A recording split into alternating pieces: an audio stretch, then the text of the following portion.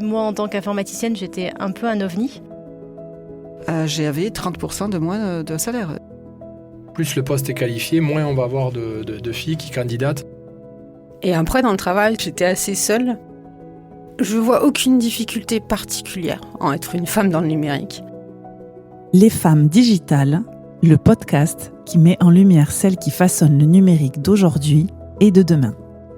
Programme proposé par Digital 113 et Numéum avec le soutien financier de la Fondation HG et de Septéo.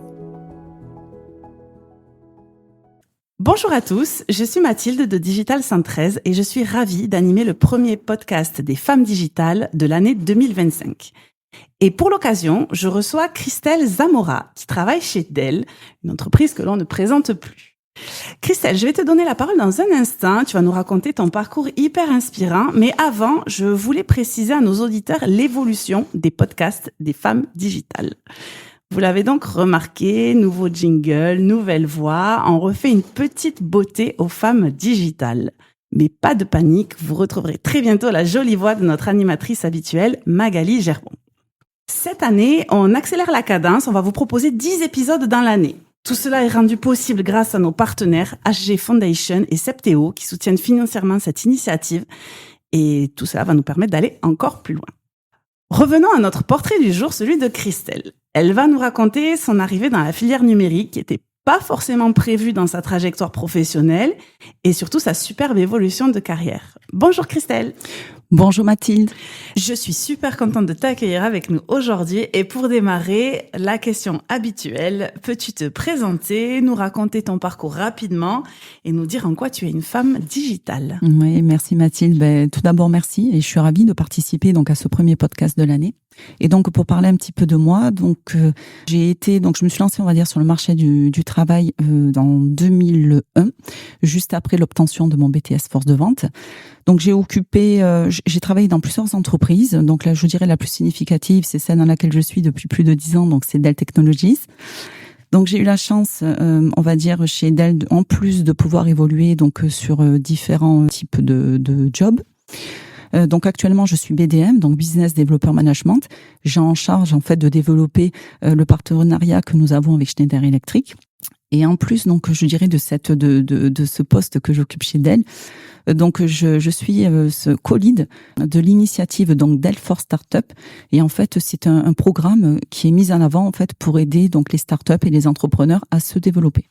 Et donc au travers de ce programme, j'ai eu la chance notamment de pouvoir rencontrer, de collaborer donc avec des personnes comme Martin de chez Digital 113. Très bien.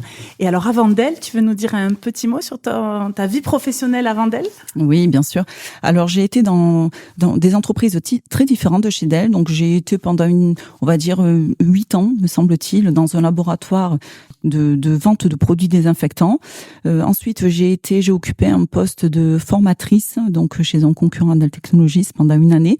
J'ai toujours été dans le commerce, toujours en B2B, donc toujours avec des professionnels. Un parcours assez varié, très riche et très enrichissant. Très bien. Alors, au cours de ce riche parcours, donc numérique et pas numérique, est-ce que, pour revenir sur le cœur et l'objet de notre émission, est-ce que tu as déjà senti, voire même subi, une différence de traitement à cause de ton genre? Oui, bien sûr, et surtout, je dirais plus jeune. Moins maintenant, puisque le sujet est beaucoup moins tabou. On peut plus en parler, mais par contre quand j'étais plus jeune, effectivement, surtout quand j'ai évolué vers un poste de direction, lorsque j'étais dans ce laboratoire, donc j'ai eu comme je disais, la chance en fait de pouvoir diriger une équipe de commerciaux, et dans cette équipe, forcément, j'avais des jeunes, j'avais des moins jeunes, j'avais des femmes et des hommes, c'était très mixte.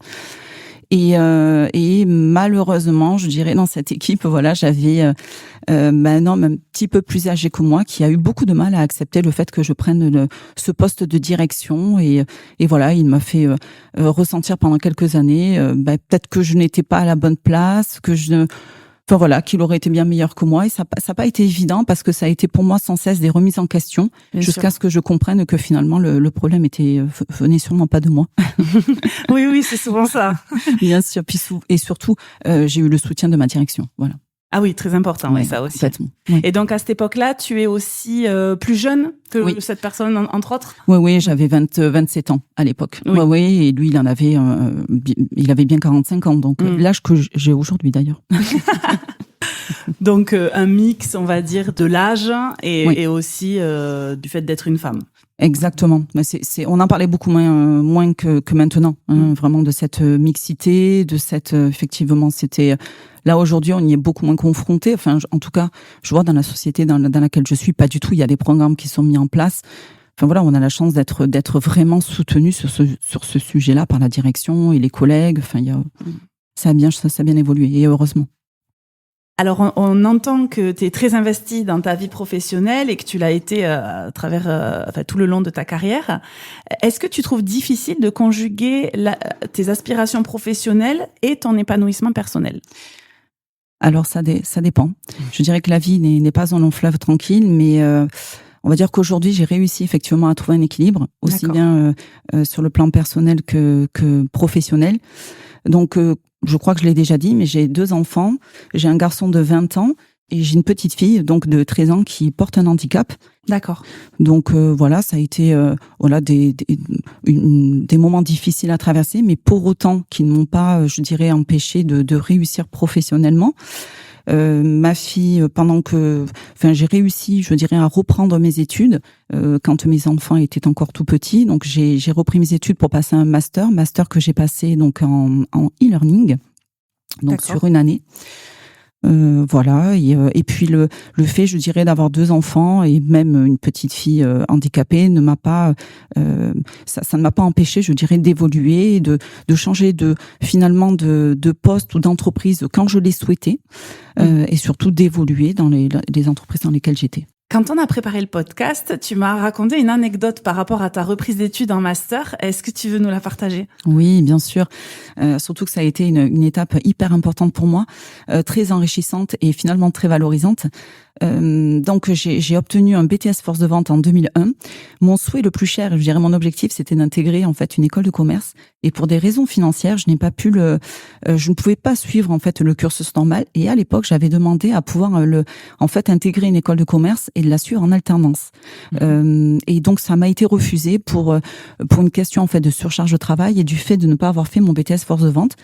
Donc du coup, comme je me suis lancée dans la voie active, donc j'ai cherché un travail, donc j'ai pas du tout eu de difficulté à trouver, mais on va dire que durant toutes ces années, j'ai été frustrée parce que j'avais vraiment cet objectif de rentrer, donc de suivre une école de commerce, et donc objectif non atteint pour moi, et donc ça c'était pas possible. Et on va dire que j'ai eu la chance en fait de rencontrer les bonnes personnes qui ont cru en moi, qui m'ont soutenue, j'ai aussi entrepris des démarches et j'ai réussi effectivement donc à 34 ans à reprendre mes études en e-learning et à passer finalement ce master. Ça n'a pas été sans difficulté. Donc toujours poursuivre ses objectifs et ses rêves. Ah, complètement. Ouais. Et ça a été vraiment malgré, je dirais, les difficultés avec les enfants, surtout que j'ai fait ça tout en continuant bien sûr de travailler. Donc c'était réviser le soir, des dimanches à la bibliothèque avec les enfants. Voilà, ça a été une année très compliquée avec bien sûr des écrits à passer, un mémoire à soutenir. Donc voilà, mais c'est, comme je le disais au début, une expérience vraiment très très enrichissante et finalement valorisante, et surtout avec la satisfaction d'avoir atteint un objectif de finalement 15 ans en arrière. Donc, tu as un message fort à travers la confiance en soi et le fait de poursuivre son but. Oui, bien sûr. Le tout, c'est vraiment, je pense, de savoir vraiment ce que l'on veut, d'avoir des objectifs très clairs. Et de ne pas perdre ses objectifs. Alors forcément, la route pour accéder vers ces objectifs, elle va être semée d'embûches. La vie n'est pas un long fleuve tranquille, comme je disais, mais c'est de ne pas le lâcher. Et même si on n'arrive pas donc à atteindre ces objectifs, finalement par la route que l'on pensait prendre, c'est pas grave. On fait un petit détour, mais le tout c'est vraiment de rester avec cet objectif, je dirais qu'on s'est fixé aussi bien personnellement que professionnellement. Voilà, ça c'est vraiment important, et aussi d'arriver à trouver, je dirais, finalement cet équilibre entre vie professionnelle et vie personnelle. Ça c'est hyper important. Donc bravo à toi merci. pour ce beau parcours. Eh bien, si avec tous ces mots, on n'est pas blindé en motivation, je sais plus quoi faire. Donc, merci Christelle. C'est déjà l'heure de nous quitter. Mais avant, comme d'habitude, on va dire le mantra des femmes digitales. Donc, le numérique, une opportunité pour les femmes. Les femmes, une opportunité pour le numérique. Merci Christelle pour ton témoignage, ton dynamisme. C'était un vrai plaisir de t'écouter. Pour nos auditeurs, on garde en tête les messages principaux. Il y aura sûrement des embûches, mais avec un objectif précis et un entourage bien choisi. Il n'est pas question de se laisser décourager. On se retrouve très prochainement pour le prochain épisode des Femmes Digitales où on retrouvera un témoignage avec un angle assez nouveau, celui du handicap en entreprise. Donc merci Christelle pour ton temps et ton entrain et on se dit à très bientôt. Merci Mathilde, à bientôt. C'était Les Femmes Digitales, un programme imaginé par Digital 113 en partenariat avec Numéum. Nos témoignages sont disponibles sur toutes les plateformes de streaming audio et sur digital113.fr.